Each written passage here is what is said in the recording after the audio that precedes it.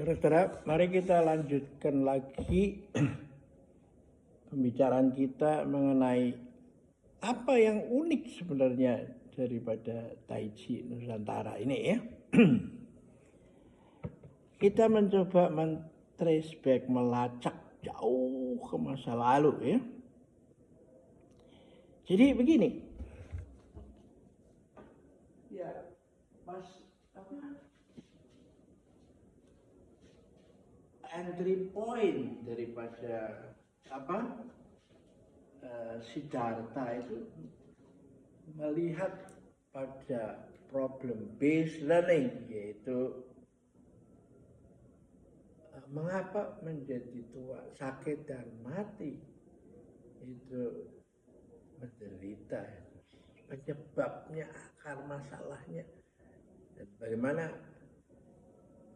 kita setelah tahu akar masalahnya, maka kita lalu bisa merancang tindakannya apa, ya kan? Nah, dulu konsepnya hanya pada dengan tidak terikat, dia bisa bebas. Tapi lalu bagaimana tidak terikat? Bagaimana kita harus menjalaninya? Dan setelah itu ada berbagai macam cara kan dibuat. Dan akhirnya dia menghasilkan acaranya itu ditulis, ada yang mencatat kan? Dan akhirnya dikumpulkan, jumlahnya ada 3 keranjang itu, karena itu disebut Tripitaka kan. Nah lalu wah, kok jadinya begini. Tadi saya mengatakan belajar hidup tanpa ajarannya, tanpa tergantung pada kata-kata. Sekarang malah terlibat. Saya harus penerusnya itu harus mengembangkan ajaran yang kembali lagi dengan kata-kata, kan harus merefer pada buku, kitab itu semua kan. Nah, perjalanan terus terjadi selama 1000 tahun itu, ya. Dan 1000 tahun itu keturunan Siddhartha Gautama itu yang ke-28 itu bernama Bodhidharma, ya. Nah, di sini menarik. Karena Bodhidharma itu lalu merasa bahwa spiritualitas itu harus dibawa ke tetangganya, yaitu Tiongkok gitu ya. Dan mulailah dia melakukan perjalanan ke timur itu. Kalau Kerasakti itu cerita tentang Seiyu, ya, perjalanan ke barat mengambil kitab ke India, Nalanda, Biksu Tang Samtong. Terjadilah sekarang Bodhidharma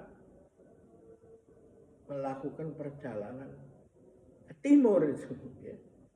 Seiyu ke barat, ini ke timur, gitu. Dan sampailah dia di Tiongkok, ya. Tiongkok, lalu dia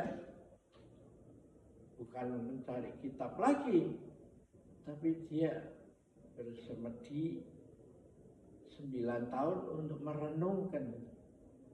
Jadi dia datang bukan untuk membaca kitab lagi, sudah cukup dia dengan Tripitaka kan. Karena itu dia terkenal dalam cerita itu bahwa dia tidak mau masuk ke kuil, tapi selama 9 tahun dia naik sedikit ke atas, dan di situ adalah gua. dia bersemedi itu selama 9 tahun. 9 years facing the wall, ya. Nah, Bodhidharma itu seorang dari istana, kan?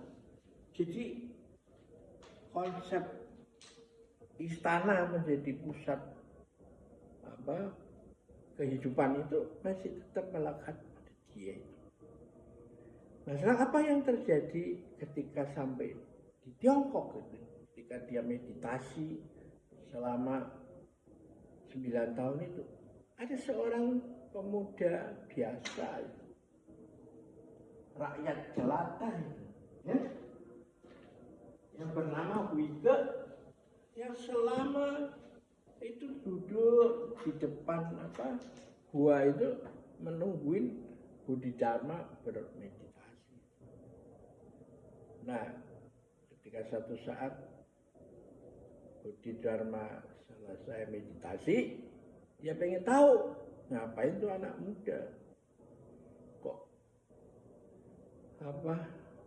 selalu meskipun musim salju begini masih duduk aja mendengar menungguin saya itu. Nah, dia tanya, kamu ngapain ada di sini? Nah, sang Buddha itu jawab, Guru, saya ingin belajar, mohon pencerahan, mencari pencerahan, ya toh? Nah, Bodhidharma yang melalui begitu lama perjalanannya itu sampai di tempat meditasi itu bilang, aduh, ini mau mengharapkan saya jawaban instan begini di bawah mana itu? Nah, lalu dia bilang itu susah itu, gimana saya bisa ceritain yuk dalam waktu detik ini, pertanyaan ini dijawab. Itu seperti saya harus merubah salju yang putih itu menjadi merah. Nah, pemuda itu orang biasa, ya, dari kalangan rakyat jelata, ya, dia orang common people gitu. Lalu dia merasa bahwa kesungguhan dia yang menunggu selama itu terus-menerus duduk di situ itu diragukan itu. Nah, lalu dia disuruh merubah salju yang putih itu menjadi merah itu. Dia ambil pedangnya dan dilepas, potong tangannya itu. Dan lalu darah memuncul ke bawah dan jatuh lagi salju, sehingga salju itu menjadi merah. Nah, apa hikmah daripada peristiwa ini? Yaitu bahwa untuk yang diajarkan oleh Bodhidharma itu bukan menghafalkan kitab, tapi menjalani,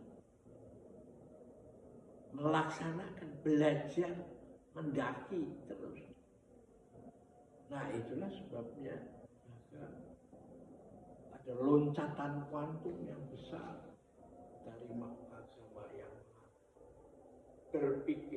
bergerak atas konsep minta dari atas, minta dari yang maha kuasa, minta gitu, minta perlindungan, minta. Ini adalah agama yang mengembangkan development dari dalam, gitu. Dan terjadi egalitarian. Jadi dari istana berubah menjadi kebutuhan rakyat jelata. Nah, inilah loncatan kuantum yang dibuat oleh Bodhidharma, ya, Dan yang menarik itu adalah bahwa dengan tangan yang satu putus itu muncullah tradisi memberikan salam itu, namaste itu dengan namaste dengan satu tangan, karena tangan yang satu sudah buntung kan, ya kan? Nah ini menarik di sini tuh, bahwa hanya melalui itulah usaha itulah, maka agama itu adalah satu usaha untuk menemukan siapa dirimu, ya kan? Nah inilah yang menjadi ciri khas, bahwa kalau di tempat tradisi lain itu salam itu begini, amitabha, tapi ini namaste ya, karena tangan satunya nggak ada, ya kan? Nah, inilah studi Dharma mau mengatakan ada link, ada benang merah bahwa ajaran Lao Tzu itu mengatakan perjalanan ribuan li harus dimulai dengan langkah pertama, atau setiap hari melangkah satu langkah meskipun perjalanan masih ribuan li. Karena itu saya tahu, malah saya mengerti mengapa kalau kita naik ke biara Shaolin maupun Wutang itu letaknya di gunung tinggi, tempat tinggi, bukan di tempat yang mudah dikunjungi. Enggak, you harus proaktif mencari, karena you harus belajar sepanjang hidup. Karena itu tangganya itu tinggi dan tidak ada railing itu. Kalau railing kan langsung bisa pegang lari. Anda harus mindfulness, langkah demi langkah dan menjaga keseimbangan. Ya, oke, kita akhirin dulu pertemuan kita kali ini.